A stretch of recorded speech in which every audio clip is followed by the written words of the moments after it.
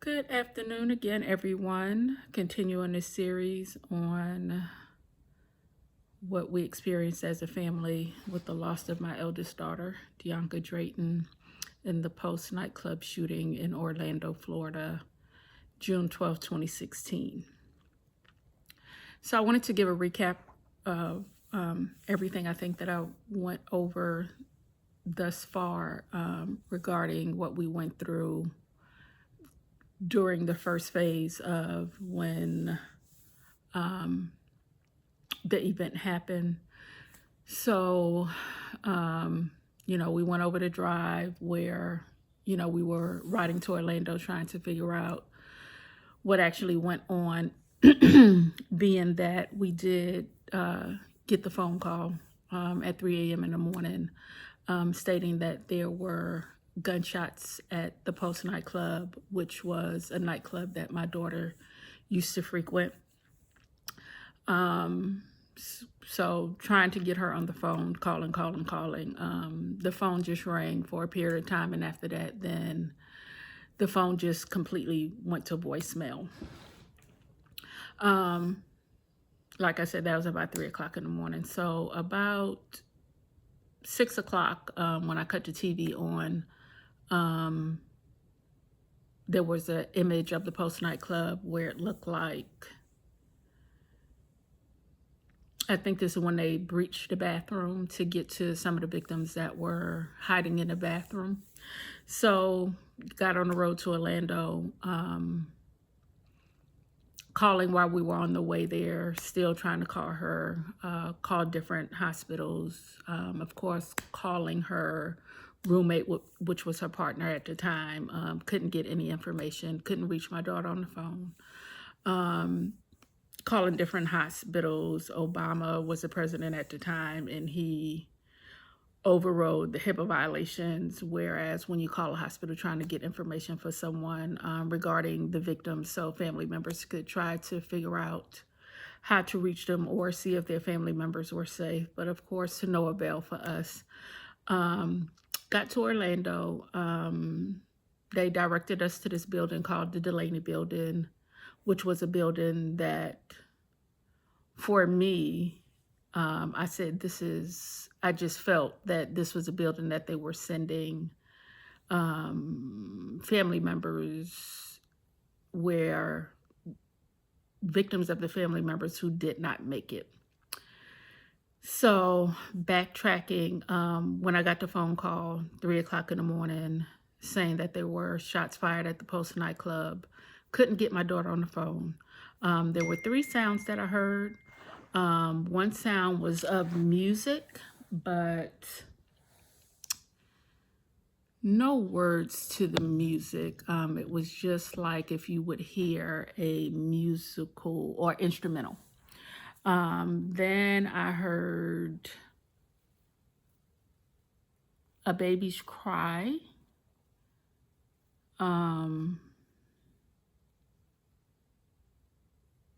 And right now, PTSD brain, I can't remember. So I heard the music, I heard a baby's cry, and I remember what that third one is, but I can't right now. So while I'm laying there in bed, I was asking God, why did I hear those sounds? And he said, well, he wanted me to hear the music because, of course I knew that she went to this particular establishment frequently. She would always call, Mom, I'm on the way home, or Mom, I made it home.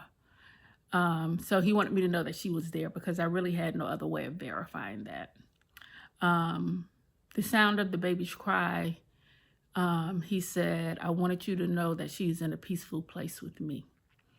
So from that, like I said previously, I already knew that she didn't make it.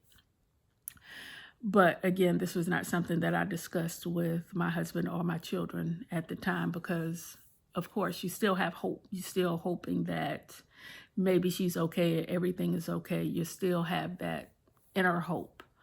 So driving on the way there,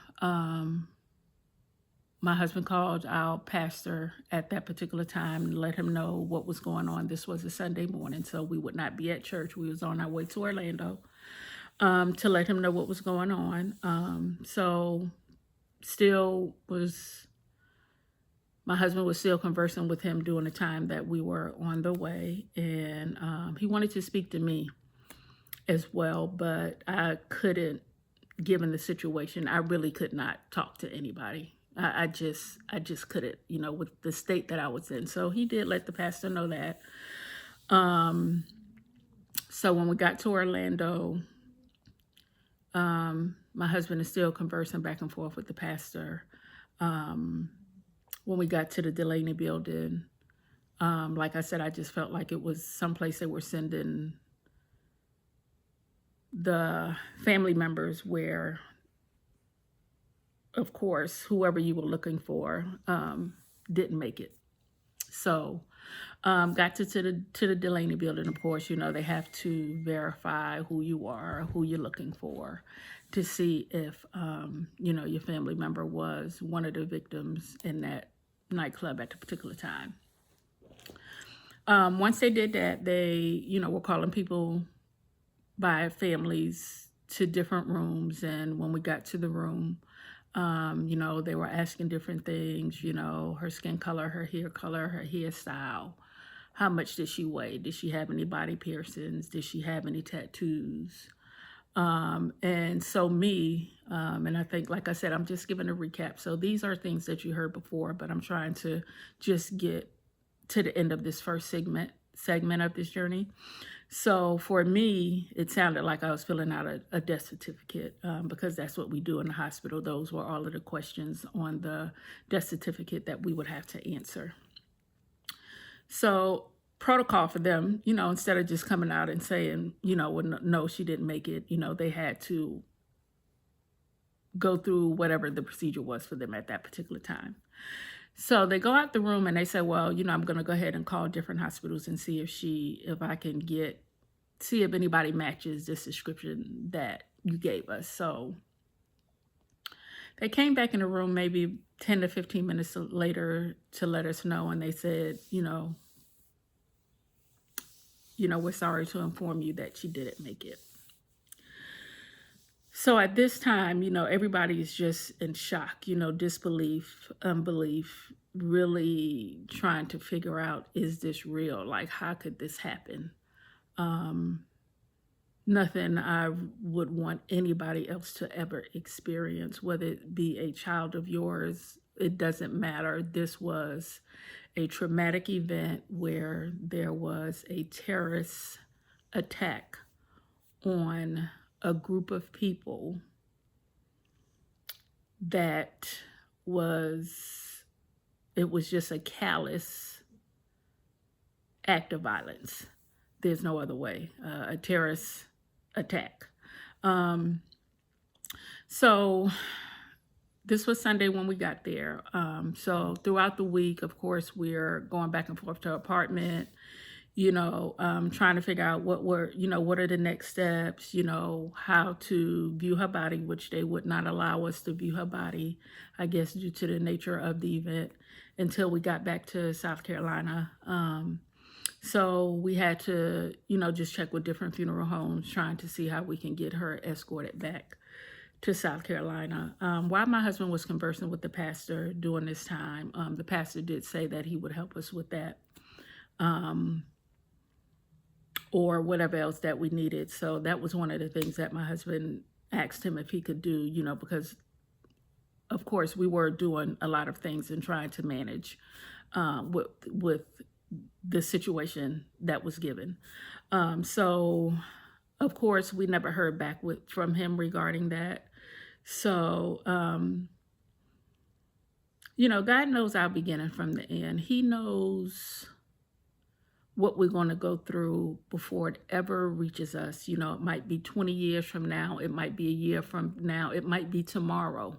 It might be the same day. He knows what you're going to go through. There's no doubt in my mind. So being that we didn't hear back from him, we had to go ahead and start getting quotes on getting her transferred from Orlando to South Carolina. And we finally got a guy here that we are very became good friends with, that told us that he would have one of his drivers come and get her from Orlando. And so thank God for that. He did do that for us. We did have her homegoing services there at that particular funeral home. We were never asked from our pastor, if we wanted him to do the services or, who was going to do the services or anything like that. Again, a recap. So got her back to South Carolina. And the biggest thing for me during that time was I felt like, I don't know why, I felt like the gunman, her fatal wounds were not from the gunman. I had no proof of this. It's just what I felt. So the first thing I wanted to see was where were her wounds at, her gunshot wounds. And I'm trying to be mindful and careful of how I'm articulating this on YouTube. So, and I also felt like she didn't suffer. So when we got back to South Carolina and got to the funeral home, I wanted to see her immediately because, like I said, I felt like her gunshot wounds were not from the gunman, and I felt like she didn't suffer. Those were just things that were in my spirit at the particular time. So she had one wound to the carotid, and she had a graze to her left forearm. So that told me that she didn't suffer, a wound to the carotid. Me and my medical background, I know that she didn't suffer from that. And then she had a graze to her left forearm. The stories that we were hearing and we were seeing at the time was that the gunman shot multiple rounds, over 400 rounds of shots this particular night, and that most of all of the victims had multiple gunshot wounds. I think there were only two or three that did not have more than 2 gunshot wounds. The rest were multiple. So like I said, it was just something that I needed to know for myself. So that to me was confirmation that for me, and of course, from FBI reports and stuff like that, they claimed that they didn't have any gunshots that hit victims, which there's no way that they could give an account for that. I mean, for them, I think it was over 600 rounds that went into the nightclub, once they breached it. So there's no way that there's no way that they could know what friendly fire was or not.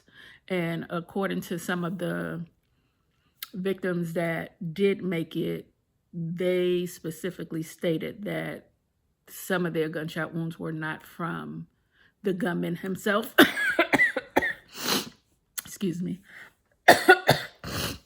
But of course, the FBI is not going to admit this. This is not something that they would, give an account for. Got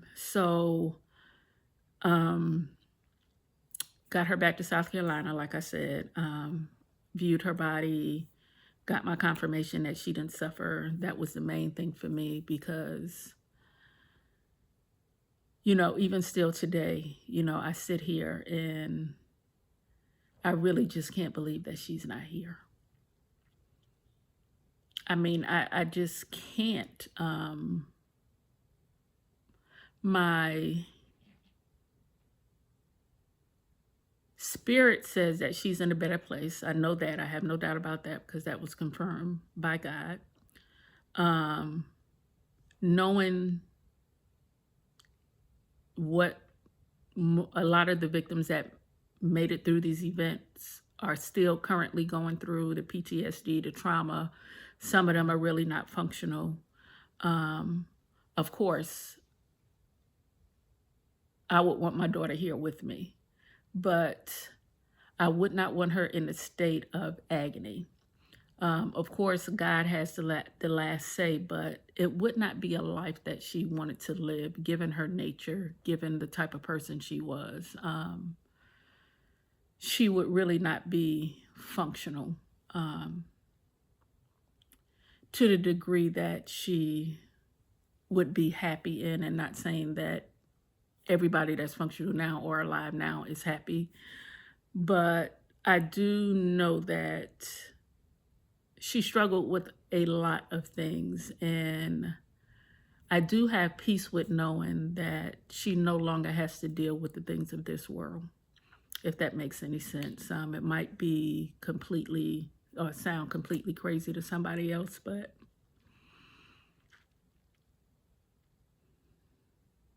I'm just trying not to cry while I'm making this video. But I know that she's in a better place, for number one. For number two, I definitely know that I will see her again. And number three, I trust God. I know that He would never put me through anything that I could not bear. Not saying that this is not painful, not saying that there are some days that I really just struggle with being here, because I'm so consumed with her not being here, not hearing her voice, not being able to see her face, you know.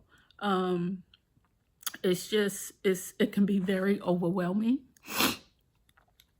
I think I have gotten to the point where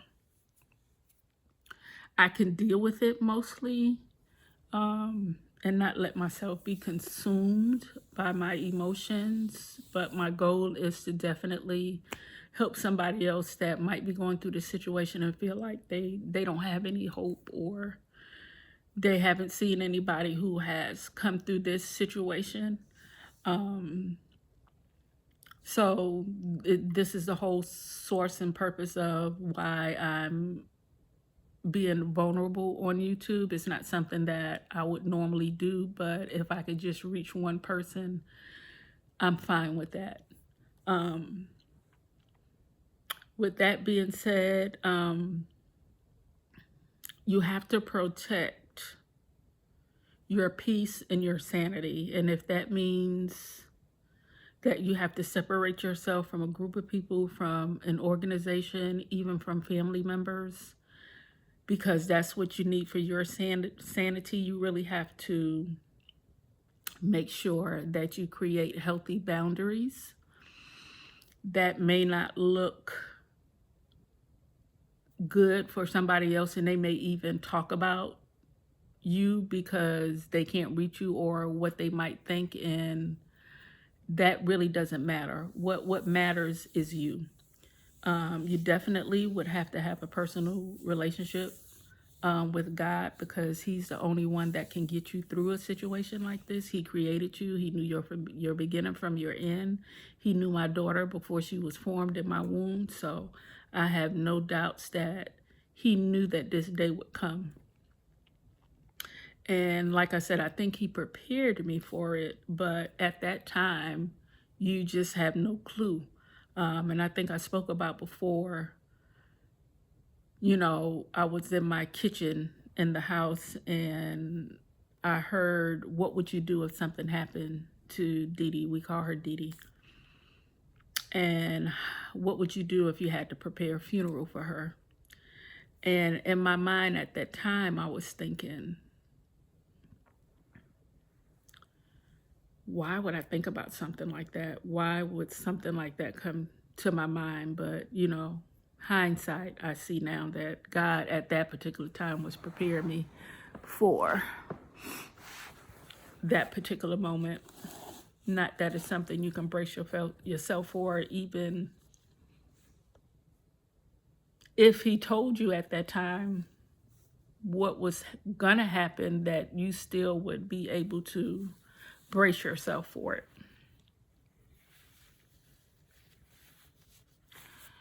So again, just make sure you create those healthy boundaries.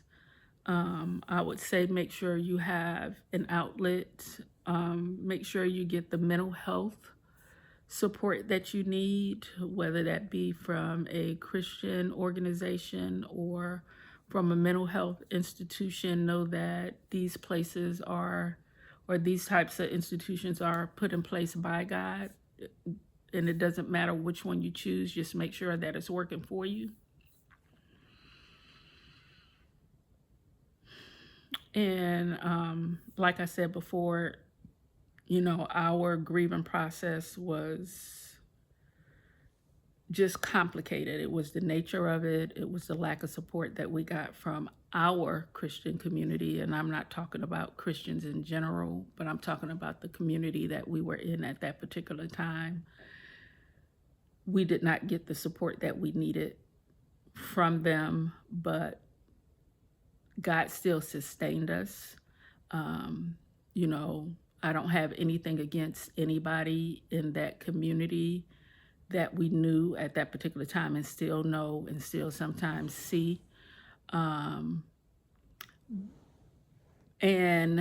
anybody, or, you should think that, the religious institution should be the main institution to support you through a traumatic event or any type of grieving process that you may be going through. So, like I said, it did not happen for us.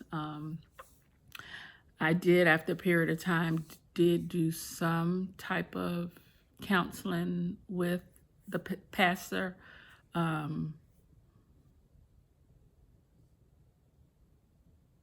Maybe 3 sessions. Then it got to the point where I think, we were rescheduling because, he was busy or whatever. Like I said, I don't want anybody to think that I have anything against these people. There's no malice or hatred or discontent in my heart about these people, but I'm just letting you know and want you to know what we experienced. And I do know that in my heart that I have to walk in forgiveness and I have to walk in love. So that's what I do. Doesn't matter who it is, because that's, God says, without love it's impossible to please him. So I can't say that they do the same thing, because still to this day there are things that's going on. Like I said, it's a cultish atmosphere. So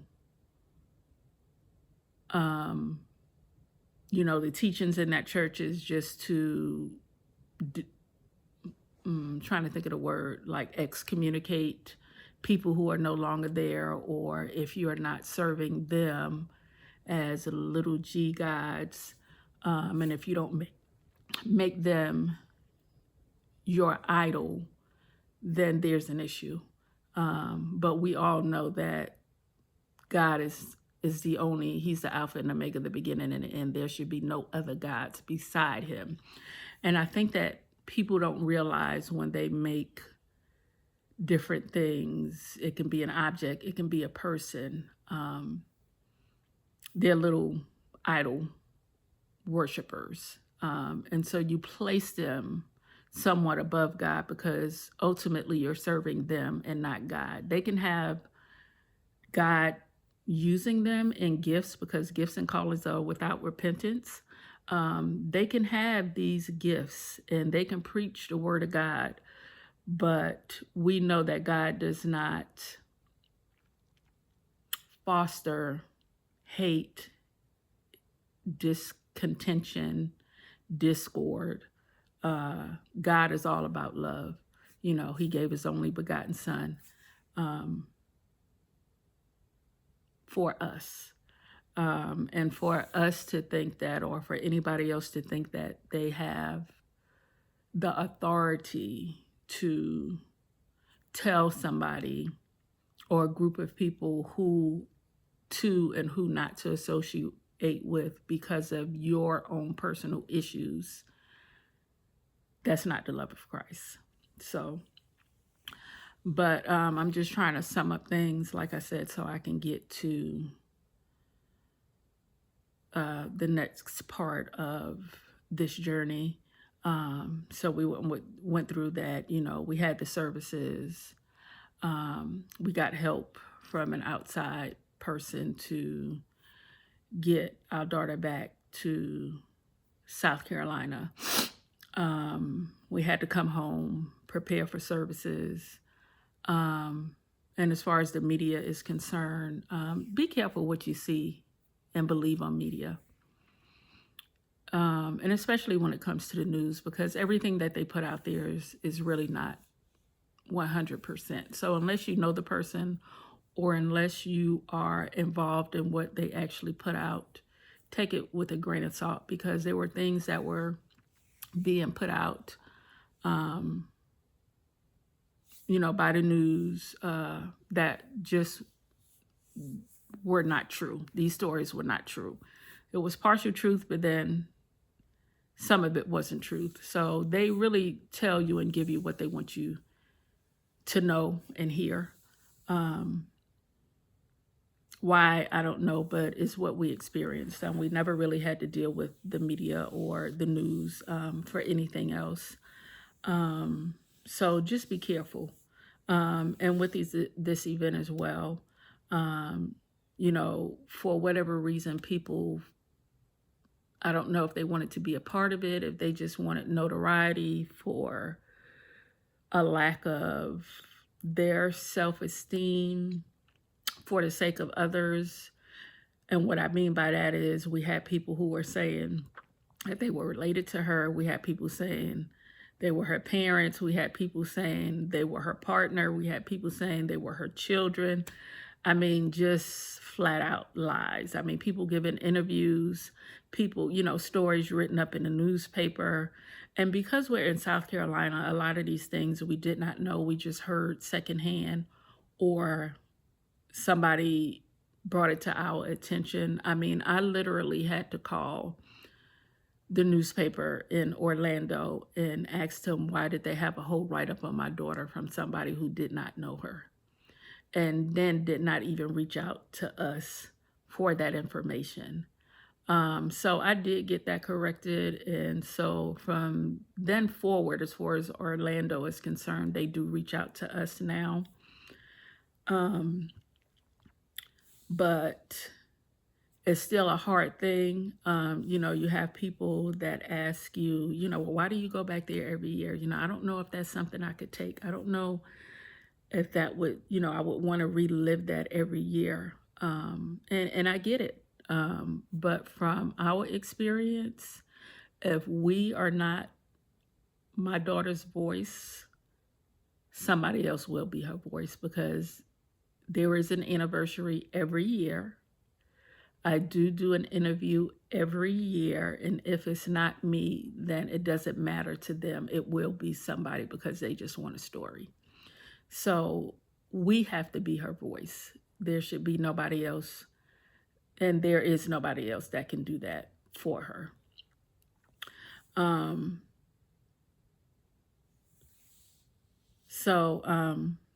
Before I start getting all over the place, I think I'm going to end the video here, because like I said, these videos are traumatic, emotional, but I do want to let everybody know what our story was. And, with this particular event, and like I said, dealing with the religious institution, some people may say, well, because you had the bad experience with church, what is your belief, or do you still go to church? And the answer is yes, because ultimately our source is God and not man, because man will always let you down. My husband pastors his own church, which I knew that even from the previous church that it was a passing through. It wasn't a stopping place for us. It was just a passing through. So I would say that we did learn a lot there while we were there, but we were only there for a particular season. And I think when this event happened, it made it clear to us that it was really time to transition on, because sometimes you can be in a place too long and you don't know it. And of course, we still were trying to hear from God and listen and know when it was time for us to transition out, given everything that we were experiencing. And we didn't leave just because of what happened and how we were treated. It was just our time there was truly up. I have no doubts in my mind about that. I have no regrets. You have to move forward when God tells you to do that, or you can really miss out on what God has for you in the future. So these videos are to keep my daughter's legacy alive. We will always be an advocate for her. And that's going to be it, because I'm mentally exhausted at this point. But again, I want to make these videos short, and again, also just give you a part of what we went through. Please make sure, if you have any questions, I'll be glad to do a Q&A video if that's what someone would like. If you have any questions for me personally, or if you have any generalized questions of, you know, how we're still moving forward in this process, just let me know. It took me 6 years. I tell people that I was a walking zombie for 6 years. I was very active, you know, at work, you know, dealing with people, very active with communication, and literally my social network became zero. I mean, I couldn't look at the phone. I couldn't talk to anybody on the phone. I did not want to go outside. And so these are things that I had to overcome, and I'm still not 100%, as I know that I will never be, but I am better. Please like, comment, and subscribe to my channel if you feel like this is something that can help you. And like I said, if you have any other questions or anything, please let me know.